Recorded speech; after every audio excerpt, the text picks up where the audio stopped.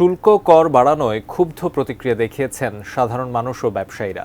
বলছেন নতুন সিদ্ধান্তে বাড়তি চাপে পড়বেন তারা, আর নেতিবাচক প্রভাব পড়বে অর্থনীতিতেও। তাই এই সিদ্ধান্ত পুনঃবিবেচনার আহ্বানও তাদের। অর্থনীতি বিশ্লেষকরা বলছেন নতুন করে ভ্যাট বাড়ায় উস্কে যাবে মূল্যস্ফীতি। মাহাদি সিকান্দারের রিপোর্টে বিস্তারিত। ব্যবসায়ী ও সাধারণ মানুষের বিরোধিতা সত্ত্বেও কর হার বাড়ালো অন্তর্বর্তী সরকার। বৃহস্পতিবার রাতে জাতীয় রাজস্ব বোর্ড এনবিআর এ সংক্রান্ত দুটি অধ্যাদেশ জারি করে, যার ফলে শুক্রবার থেকে ভ্যাট বাড়ল শতাধিক পণ্য ও সেবায়।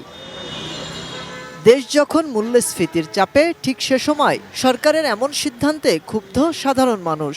জীবন রক্ষাকারী ওষুধ এটার উপরও বাড়াইছে, তো এটা আপনি যাবেন কই? আপনি ওষুধ কিনে খাইতে পারবেন না। এটা বোঝা উচিত যে এখানে মধ্যবিত্ত, দরিদ্র সব ধরনের মানুষ আছে। ট্যাক্স বাড়ছে কিন্তু আমাদের আয় কিন্তু বাড়ছে না। জাতীয় রাজস্ব বোর্ড এনবিআর এর নতুন সিদ্ধান্ত অনুযায়ী শতাধিক পণ্য ও সেবার উপর ভ্যাট বাড়ানোয় খরচ বাড়ল হোটেল, রেস্তোরাঁ, বিমানের টিকিট, পোশাক কেনাকাটা, ইন্টারনেট, ঔষধ, মিষ্টি সহ নানা পণ্য ও সেবায়।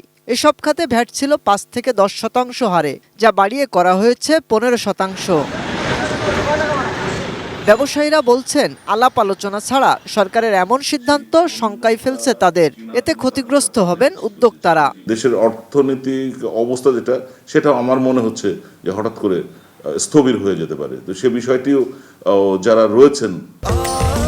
স্বাস্থ্যকর অল টাইম ফ্যামিলি কেক, সব সময় অল টাইম হেলদি লাইফ।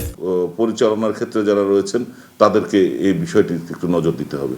সরকারের উচিত ছিল এই ভ্যাটটা বৃদ্ধি করার আগে আমাদের সাথে একটু যদি আলোচনা করে ব্যবসায়ীদেরকে নিয়ে যদি এটা করতেন, তাহলে আমার মনে হয় যে এই ক্ষেত্রে সরকার আরও লাভবান হতে পারতেন। অর্থনীতি বিশ্লেষকরা বলছেন এমন সিদ্ধান্তে আরও চাপে পড়বে সাধারণ মানুষ, ক্ষতিগ্রস্ত হবে অর্থনীতি। ভ্যাটের যদি তাত্ত্বিক দিকেও বলেন, সরাসরি গিয়ে পড়বে মূল্যের উপর এবং প্রান্তিক জনগণ সহ সকল জনগণেরই ক্রয় ক্ষমতা কমে যাবে। ব্যবসা ঝুঁকির মধ্যে পড়বে, তার মানে হচ্ছে মানুষের চাহিদা যখন সংকুচন হবে, ব্যবসাও সংকুচন হবে। সেই ক্ষেত্রে বিনিয়োগ রাষ্ট্রের কমে যাবে। এমন পরিস্থিতিতে ভ্যাট বাড়ানোর সিদ্ধান্ত নতুন করে ভাববার পরামর্শ তার।